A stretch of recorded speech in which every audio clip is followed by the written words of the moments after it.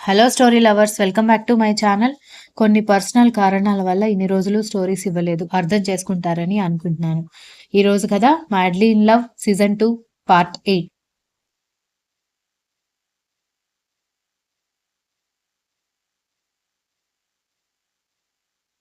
రూమ్లోకి తీసుకుని వెళ్లి నెమ్మదిగా ప్రణయ కావ్యానికి శ్రీకారం చుడుతూ ఆమె పెదవులని అందుకుని ఆమెని అల్లుకున్నాడు. దక్ష అతని మెడ చుట్టూ చేతులు వేసి అతని కళ్ళల్లోకి చూస్తూ ఉంటే నవ్వుతూ ఆమె మెడ వంపులో ముద్దులు పెడుతూ ఉంటే సిగ్గుపడుతూ కళ్ళు మూసుకుంది. ఉదయాన్నే పూజ గది నుంచి బయటకొచ్చిన దక్షకి ఇందిరా దగ్గర నుంచి ఫోన్ వచ్చి ఆ రోజు సాయంత్రమే నవీన్ సంగవి కార్యానికి ముహూర్తం పెడుతున్నట్టుగా చెప్పడంతో వచ్చేస్తామమ్మా అంది.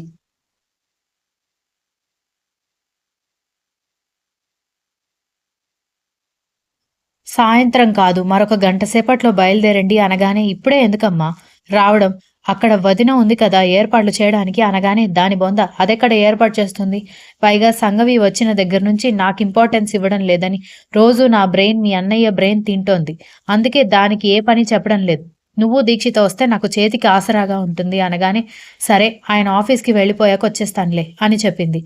ఎవరికి వచ్చేస్తానని చెప్తున్నావని శాడిస్ట్ బాబు రెడీ అయ్యి రావడంతో అన్నయ్యకి వదినకి ఈరోజు కార్యం ఫిక్స్ చేశారంట. వదిన గురించి తెలుసు కదా, పని చేయదు గాని చావగొడుతుంది అందరినీ. అందుకే నన్ను అక్కని త్వరగా రమ్మని చెప్పింది అమ్మ. మీరు కూడా అకాడమీ దగ్గర నుంచి అక్కడికి వచ్చేయండి, నేను మీకు ఒక జత బట్టలు ముందే తీసుకుని వెళ్తాను అని చెప్పింది. సరే, మీ వదిన ఏదైనా మాట్లాడితే నీకు తోచింది చెప్పేసేయ్, తర్వాత ఏమైనా సమస్య వస్తే నేను చూసుకుంటాను అనగానే ఇప్పుడు నన్ను మా వదిన ఏమి అనే ధైర్యం చేయడం లేదులే, మీరేమి టెన్షన్ పడకండి కూర్చోండి అంటూ రాగి ఇడ్లీ చట్నీ వడ్డించి లంచ్ నేను తీసుకుని రాలేనండి, ఈరోజు మీరు లంచ్ బాక్స్ తీసుకుని వెళ్ళండి అని చెప్పడంతో అక్కడి నుంచి రావచ్చు కదా అన్నాడు. అతని కళ్ళల్లో ప్రేమ తెలుస్తుంటే అతన్ని నుదుటి మీద ముద్దు పెట్టి ఇలా క్యూట్గా రిక్వెస్ట్ చేయకు కన్నా ప్లీజ్, ఒక్కరోజు అక్కడ పనులు చాలా ఉంటాయి కదా, అండ్ అక్కడికి అంటే సగం టైం అటు ఇటు తిరగడంతోనే పోతుంది, నేను పక్కనే ఉన్నాను అనుకొని మీరు తినేయండి అని మరొకసారి ముద్దు పెట్టి అతనికి భోజనం పెట్టి లంచ్ కట్టి ఇచ్చేసింది. అతను వెళ్ళబోయే ముందు వెనక్కి తిరిగి ఆమెని దగ్గరికి తీసుకొని వెళ్ళబుద్ధి కావడం లేదు అనగానే ఒకప్పుడు అకాడమీ తప్ప మీకు మనుషుల అవసరమే ఉండేది కాదు, ఇప్పుడు నా కోసం అకాడమీ వెళ్ళడం లేదు, వెళ్ళండి, ఎవరైనా చూస్తే నేను మిమ్మల్ని కొంగున కట్టేసుకున్నాను అనుకుంటారు అనగానే నిజమే కదా, నువ్వు నన్ను నీ కొంగున కట్టేసి ఆడిస్తున్నావు అనగానే ఇంకా నయం, ఎవరైనా వింటే నిజమే అనుకుంటారు, వెళ్ళండి అని అంది. బేబీ ప్లీజ్ అని రిక్వెస్ట్ చేస్తుంటే ఏంటండి మీరు, ముందు వెళ్ళండి అని నవ్వుతూ అతన్ని పంపించేసి వెనక్కి తిరగగానే వెనక నుంచి కౌగిలించుకుని బుగ్గ మీద ముద్దు పెట్టి వెళ్ళిపోయాడు. దక్ష వెంటనే పిల్లల్ని రెడీ చేసి శాంభవి బామ్మ తాతయ్య మావయ్య అందరినీ తీసుకుని పుట్టింటికి చేరుకోగానే అప్పటికే దీక్షిత్ అక్కడికొచ్చి పిల్లలందరూ అల్లరి చేస్తుంటే తల పట్టుకుని కూర్చుంటే ఏమైందక్క అని నవ్వుతూ దక్ష ఇంట్లోకి వెళ్ళింది. ఎక్కడే ఇద్దరికి కాళ్ళు చేతులు బాగా హుషారైపోయాయి. ఎక్కడ ఆగడం లేదు. వాడికి కూడా 2 ఏళ్లు దాటిపోయాయి కదా, వాడు కూడా ఆగడం లేదని అటూ ఇటూ తిరుగుతున్న బుడ్డోడిని చూపించడంతో ఎత్తుకోగానే వాడు పిన్ని అంటూ దక్ష బుగ్గ మీద ముద్దు పెట్టాడు. ఈ దృశ్యం గనక మీ బాబాయ్ చూడాలి, ఇల్లు పీకి పందిరు వేస్తాడని బామ్మగారు అనగానే అందరూ నవ్వుతూ ఉంటే సౌజన్య అందరినీ చూసి మూతి తిప్పుకుంటూ పాప్కార్న్ తింటూ టీవీ చూస్తూ ఉంటే పిల్లలందరినీ తీసుకుని వెళ్ళి సౌజన్య ఒడిలో కూర్చోబెట్టడంతో బామ్మ వైపు చూసి ఏం చేస్తున్నారు మీరు అంది. నువ్వెలాగూ ఏ పని చేయడం లేదు కదా, కనీసం పిల్లల్ని చూసుకుంటే నీ ఆడపడుచులిద్దరూ వాళ్ళమ్మకి సహాయం చేస్తారు అనగానే కన్నది వాళ్ళైతే నేనెందుకు చూసుకోవాలి అంది. కోడలివి నువ్వైతే మీ అత్త ఇంట్లో పనంతా చేయడం లేదా, ఇది కూడా అలాగే అని బామ్మ గట్టిగా చెప్పి ఆవిడ కూడా పని చేస్తుంటే వదిన ఆవిడ వయసు కూడా పక్కన పెట్టి అమ్మమ్మ గారు కూడా పని చేస్తుంటే నువ్వు కూర్చుని టీవీ చూస్తున్నావే, కొంచెం కూడా నీకేమీ అనిపించడం లేదా అని అడిగింది దక్ష. నీకంటే నెత్తిన పెట్టుకుని ఊరేగే మొగుడు, గుండెల్లో పెట్టుకుని చూసుకునే వాళ్ళు, కూతురు కంటే ఎక్కువ గారం చేసే అత్త మామ తాతయ్య ఉన్నారు, నాకలా ఎవరూ లేరు కదా, నీకున్నంత ఇంట్రెస్ట్ నాకుండదులే అని సౌజన్య అనగానే దక్ష వెటకారంగా చూస్తూ అవునులే వదిన, వెనకటికి నీలాంటిదే ఒడ్డును చేరుకునే వరకు ఓడమల్లయ్య అని, చేరుకున్న తర్వాత బోడి మల్లయ్య అందంట.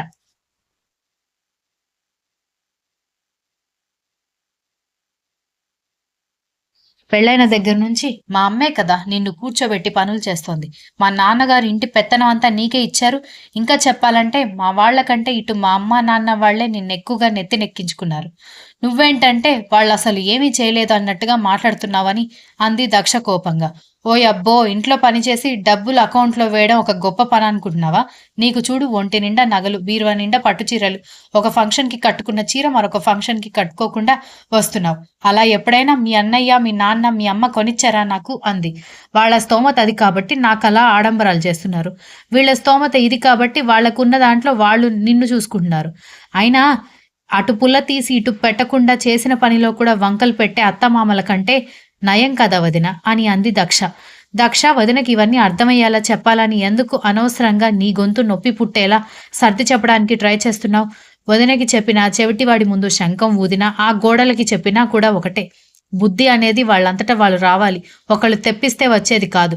డబ్బున్నది పొగరెక్కువ ఉన్నదైనా మీ చిన్న వదిన నయం మన పెద్ద వదిన కంటే అని అన్నాడు నవీన్. అబ్బో! మొగుడు పెళ్ళాలిద్దరూ కలిసిపోయి ఈరోజు కార్యం అనగానే మీ అన్నయ్యకి మీ వదిన మీద తెగ ప్రేమ పొంగిపోతోంది. అవును. నా మీదకి మీరందరూ మంచివాళ్ళు, గొప్పవాళ్ళు. అలాంటప్పుడు మీ పనులు మీరు చేసుకోండి. నన్నెందుకు విసిగించడం అంటూ హాయిగా మొబైల్ చూసుకుంటూ కూర్చోడంతో, దాంతో మాట్లాడి టైం వేస్ట్ చేయకుండా త్వరగా పనులు కానివ్వండి. చాలా పనులున్నాయని ఇందిర పిలవడంతో ఇక అందరూ పనుల్లో పడ్డారు. దీక్షిత, దక్ష, ఇందిర ముగ్గురూ కలిసి సూది దారం ఎక్కించే బంతి పువ్వులు మాల కడుతూ ఉంటే వీక్ష, విరాజ్, ప్రవీణ్ రూమ్ డెకరేట్ చేస్తున్నారు. నవీన్ సంగవికి మెసేజ్ చేస్తూ త్వరగా ముహూర్తం టైం దగ్గర పడితే బావుండు. నేను వెయిట్ చేస్తున్నాను అన్నాడు. అబ్బో! అయ్యగారికి లేడికి అనుకోగానే పరుగు అన్నట్టుగా నైట్ 11 గంటలకి పెట్టిన ముహూర్తం మీకోసం అంత త్వరగా వచ్చేస్తుందా ఏంటి? వెయిట్ చేయాలి అని చెప్పి సంగవి నవ్వుకుంటూ ఉంటే నవీన్ కూడా నవ్వుకున్నాడు. పెద్దమ్మ నువ్వడిగిన స్వీట్స్ అన్నీ తీసుకొచ్చేశాను అంటూ మురళి లోపలికి రాగానే వదిన గోడకు అంటించాల్సిన రోజ్ ఫ్లవర్స్ సరిపోలేదు. ఇంకొన్ని కావాలి అని చేతిలో టేప్ పట్టుకుని అప్పుడే గదిలో నుంచి బయటకొచ్చిన స్నేహ లోపలికొస్తున్న మురళిని చూసి సిగ్గుపడుతూ మొహం తిప్పుకుంది.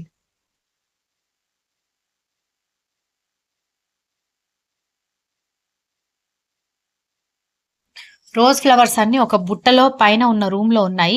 పెద్దన్నయ్యకి చెప్పు స్నేహ తీసుకొస్తాడు అని దక్ష చెప్పినా కూడా మురళిని చూసి సిగ్గుపడుతున్న స్నేహ ఆ మాట వినిపించుకోకపోవడంతో స్నేహ దగ్గర నుంచి ఎలాంటి రెస్పాన్స్ రాకపోయేసరికి దక్ష, దీక్షిత తల తిప్పి చూడగానే ఒకరినొకరు చూసి సిగ్గుపడుతున్న మురళి, స్నేహ కనిపించడంతో నవ్వుకున్నారు అక్క చెల్లెలు ఇద్దరు. ఒకరినొకరు చూసుకుని సిగ్గుపడిన చాలులే త్వరగా మీకు కూడా ముక్కుకి తాడు వేస్తాం కానీ సిగ్గుపడ్డం ఆపేసి త్వరగా పనులు కానివ్వండి. మీరు గనుక అన్నయ్య కార్యానికి లేట్ చేస్తే రేపు మీ ప్రోగ్రాంకి మేమందరం కలిసి లేట్ చేస్తామని దక్ష చెప్పడంతో ఇద్దరూ కంగారు పడి వద్దు వద్దు అంటూ ఎవరి పనుల్లోకి వాళ్ళు వెళ్లడంతో నోటికి చెయ్యడ్డు పెట్టుకుని పగలబడి నవ్వింది దక్ష. చాలే పాపం వాళ్ళని ఇద్దరిని ఏడిపిస్తున్నావని ఇందిరా చెప్పడంతో నవ్వుకున్నారు అందరూ. కర్ణ అకాడమీకి వెళ్లినా మనసంతా అందరూ ఒకచోట ఉండి ఎంజాయ్ చేస్తారన్న ఆలోచన మీదే ఉండడంతో వెంటనే విరాట్కి ఫోన్ చేసి ఎక్కడున్నావురా అన్నాడు. ఇంకెక్కడ అకాడమీలో ఉన్నాను. పని చాలా తగలబడింది. లేకపోతే హాయిగా మన బావగాడిని సంగవిని ఏడిపిస్తూ మన అత్తగారింట్లో ఉండేవాణ్ణి అన్నాడు విరాట్.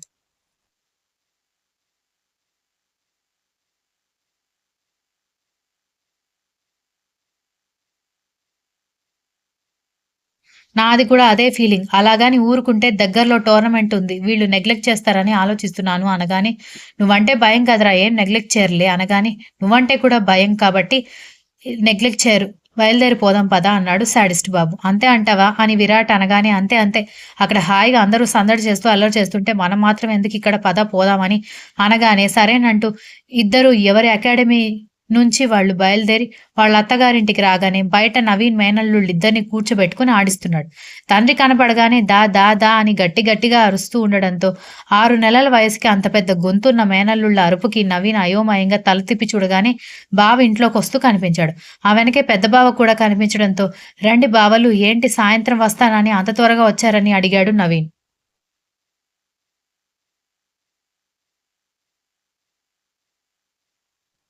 దాంతో శాడిస్ట్ బాబు, విరాట్ ఒకరినొకరు చూసుకొని అంటే ఇంత త్వరగా ఎందుకొచ్చావని అడుగుతున్నావనమాట. సరే అయితే ఇప్పుడు వెళ్లి సాయంత్రమే వస్తామని ఇద్దరు బయటికెళ్ళిపోయారు. అమ్మో! అలా నేనెప్పుడన్నాను బావ?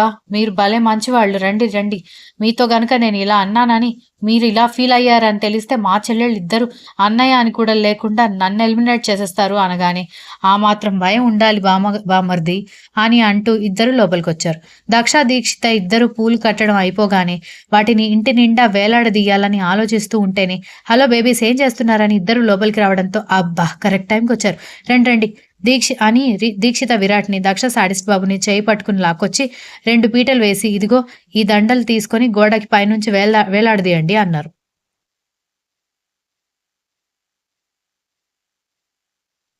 ఏంటే ఇంటి అల్లుడిని పని చేయిస్తారా అని కర్ణ విరాట్ ఇద్దరు కోపంగా అడిగేసరికి అయ్యో తప్పుగా అనుకోకండి బాబు, వీళ్ళిద్దరికి బుర్ర పనిచేయడం లేదని ఇందిరా కూతుళ్ళిద్దరిని కోపంగా చూస్తూ ఏంటిది అల్లుడు వాళ్ళకి పని చెప్తారా, వాళ్ళు ఏమైనా అల్లాటప్ప అల్లుళ్ళు అనుకున్నారా అని అడిగింది కోపంగా. లేకపోతే స్పెషల్గా మీ అల్లుళ్ళకి కొమ్ములు ఏమైనా ఉన్నాయా ఏంటి, పూలదండ కట్టినంత మాత్రాన వాళ్ళ కొమ్ములు ఊడి కింద పడవులే గాని త్వరగా కట్టండి, అయినా ఇంకా అల్లుడు గిల్లుడు అంటూ రెస్పెక్ట్ ఇవ్వడానికి వీళ్ళేమైనా కొత్త అల్లుళ్ళ, పాత అల్లుళ్ళు అయిపోయారులే, రక్షకి మొగుడొచ్చాక ఆ కొత్త అల్లుడికి చేసుకో మర్యాదలు అని ఇద్దరూ చెప్పడంతో హవ్వా అని అనుకున్నారు శాడిస్ట్ బాబు విరాట్ ఇద్దరు. షాక్ అయింది చాలు, త్వరగా కట్టండి ఇంకా చాలా పనులున్నాయి అనగానే చూస్తున్నాం చెప్తాం మీ ఇద్దరు సంగతి అని ఇద్దరు అనగానే తర్వాత చెప్పొచ్చు, త్వరగా కానివ్వండి అని ఇద్దరు తొందర పెట్టడంతో అల్లుళ్ళిద్దరూ ఏమనుకుంటున్నారో అని కంగారుగా ఉన్నా చేసేదేమీ లేక ఇందిర వంటగదిలోకి వెళ్ళిపోయింది. ఇంతలో శాంభవి మోహన్ రామ వాళ్ళు లోపలికి రావడం గమనించి అక్క అత్తయ్య మామయ్య వాళ్ళు వస్తున్నారని రక్ష గుసగుసగా చెప్పడంతో దెబ్బకి దక్ష దీక్షిత ఆ దరిదాపుల్లో లేకుండా పోతే పూలదండలు కడుతున్న కొడుకుని చూసి శాంభవి పళ్ళు కొరికింది. అప్పుడే పైన గది నుంచి కిందికి వచ్చిన విరాట్ వాళ్ళ అమ్మగారు కూడా ఆశ్చర్యంగా కొడుకు వైపు చూస్తూ ఉంటేనే బామ్మగారు వెళ్లి ఇద్దరి వీపు మీద లాగొకటి పీకడంతో ఇద్దరు వెనక్కి తిరిగి చూసి ఆశ్చర్యంగా ఒకరినొకరు చూసుకుంటూ ఉన్నారు.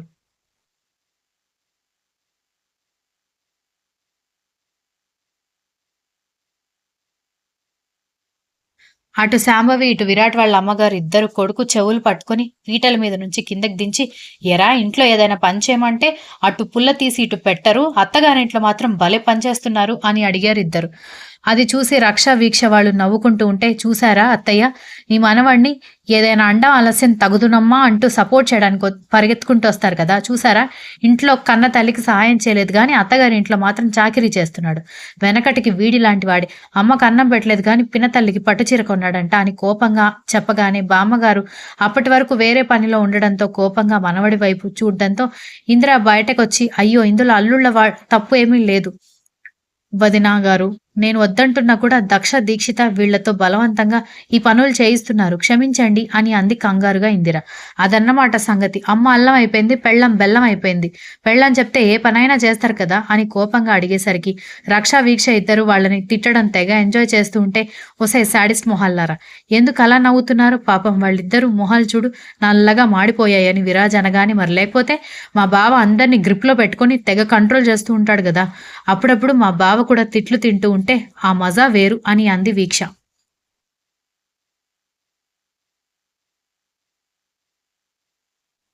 నాకిప్పుడు అర్థమైంది కర్ణ నిన్నెందుకు పెళ్లి చేసుకోను అన్నాడు, వాడికి వాడి ఫ్యూచర్ అప్పుడే అర్థమైపోయింది, నేను చిరుక్కున్నాను అన్నాడు విరాజ్ వెటకారంగా. Continuous. If you like this story please like share comment and don't forget to subscribe.